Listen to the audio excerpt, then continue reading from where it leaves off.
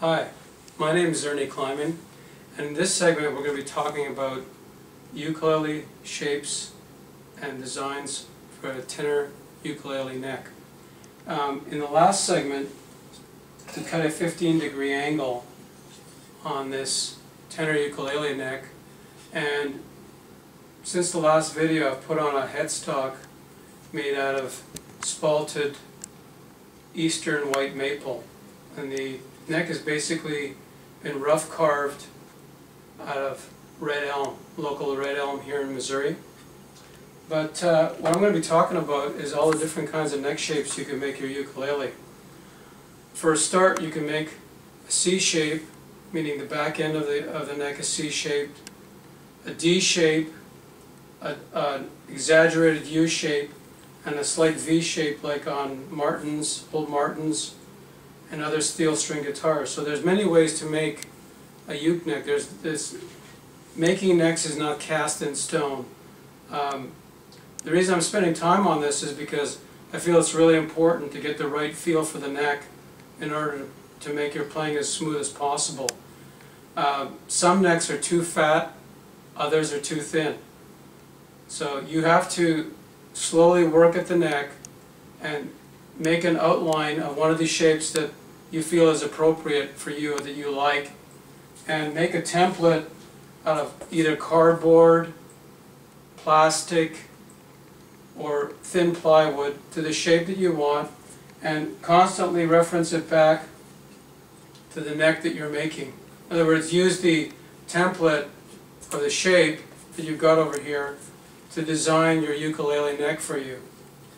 The other thing I've done is that it's also important to properly lay out all the segments of the neck before you start any carving on it.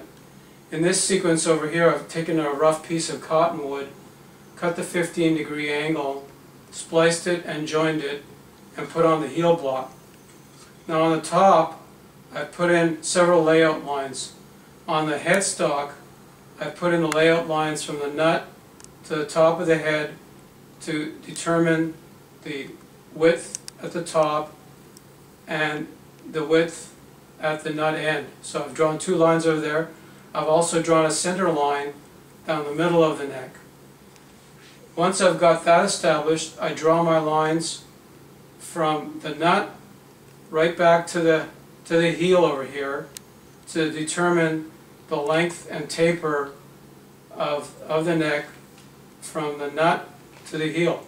In this case, I've got a stacked heel because I'm making a dovetail that will be routed back into the body of the tenor ukulele. If you're making a Spanish style, you must add a lot more bulk to the back end of this neck because you're using it as part of the block as well. In this case, we're using a separate neck block, and we're going to have this heel routed and dovetailed in later on. So on the back side, you can, if you wish, mark in your lines for your headstock. And in this case over here, I basically marked in the back lines over here from the nut to the heel. In this sample here that I've used in cottonwood, I've made 22 millimeters for the nut on either end of the center line, which is about 7/8 of an inch, and 54 millimeters, which is roughly 2 1/8 of an inch at the heel block over here. So keep that in mind. Whenever you're working on your ukulele, use templates and draw accurate lines. Your work is only going to be as good as your pencil lines are and as accurate as you can try to get it. Later on, before I decide to carve this neck, I will start cutting the taper from the heel to the nut on the bandsaw. I'll cut it away, and I'll probably leave about a 1/16 of an inch extra next to the pencil line. You don't want to cut right on the pencil line. You want to give yourself a little bit of room to clean it up with later on with a hand plane, little block plane. So it's better always to err on the side of caution and cut outside your pencil lines than on the inside. The other thing I want to discuss is the design of the heel block. Here again, you might want to take a template and line up the shape of your template and put it together so you have an accurate outline of the way you want your heel to look. You can use, again, you can use cardboard, small piece of plywood or plastic to define that shape, and I would suggest marking out that line over here on your heel stock after you've cut the outside shape on the bandsaw. In other words, you can rough cut this profile over here, this shape over here, in other words, right over here between the neck and the bottom of the heel, and then over here at the back end you can either route out or carve the shape of your heel. In this case we've made a very traditional looking heel stock.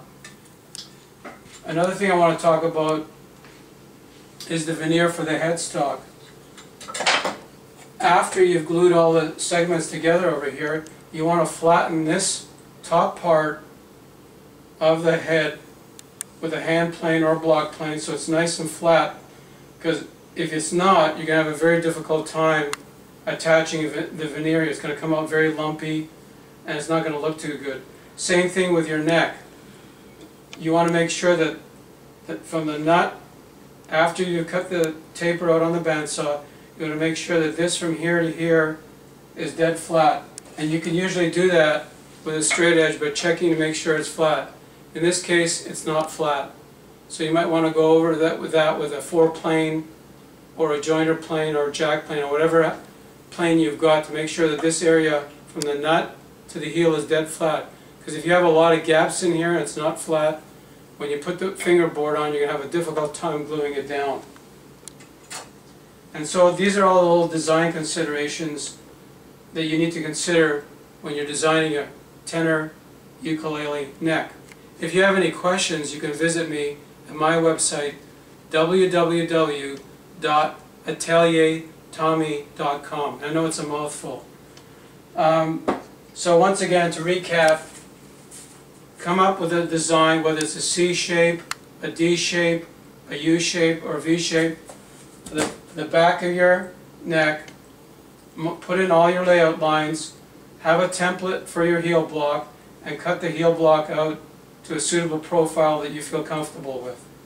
And that ends the discussion on necks and their design. Thank you.